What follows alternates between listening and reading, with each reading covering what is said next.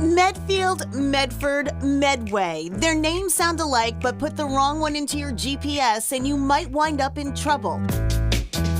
Especially because Medford is nowhere near its fellow Meds. It's just that small hometown feel, but in a big city environment. Born and raised in Medford, I probably will never leave. Within this city of 65,000, the Nappy family has carved out their own little nook.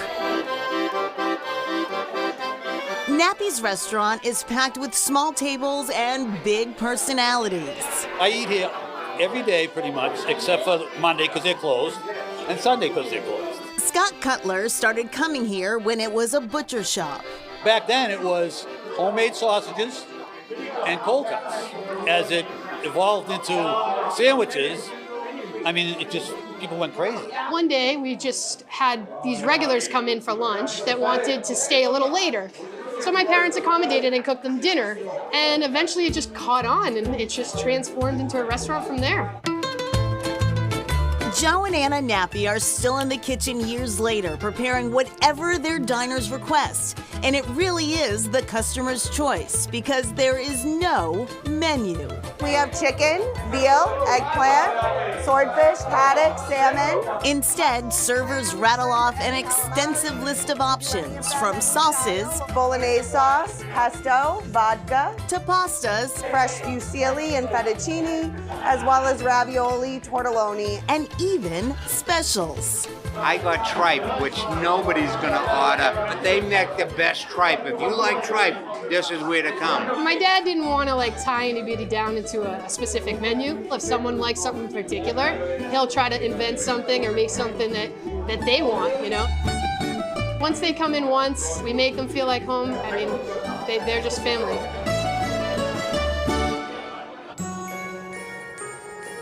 I think there's a real civic pride in Medford, both a pride that this is my community and a lot of service orientation of community members.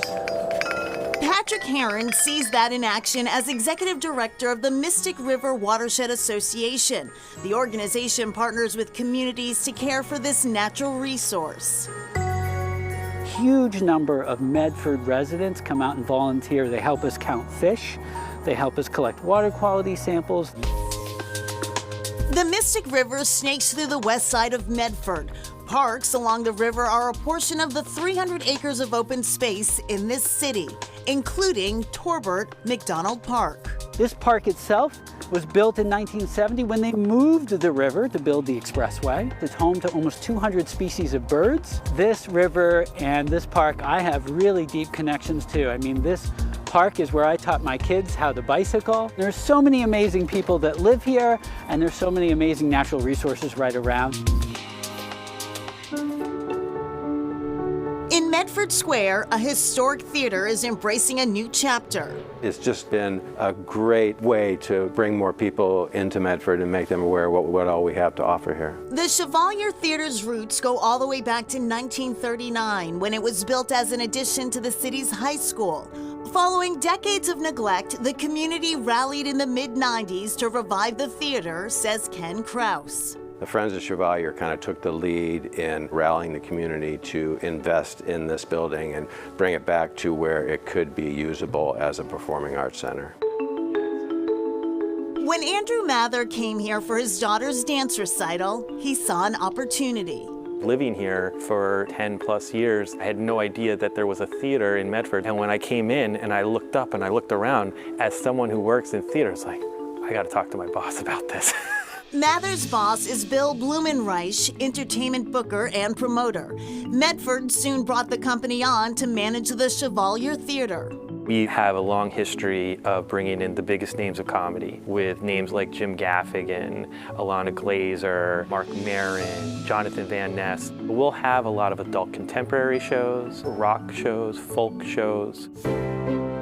Before Bill Blumenreich took over, this building had 13 shows. This year there'll be 80 shows here and many full capacity. Mather and Krause, both Medford residents, say the Chevalier has been integral in a growing art scene in their city.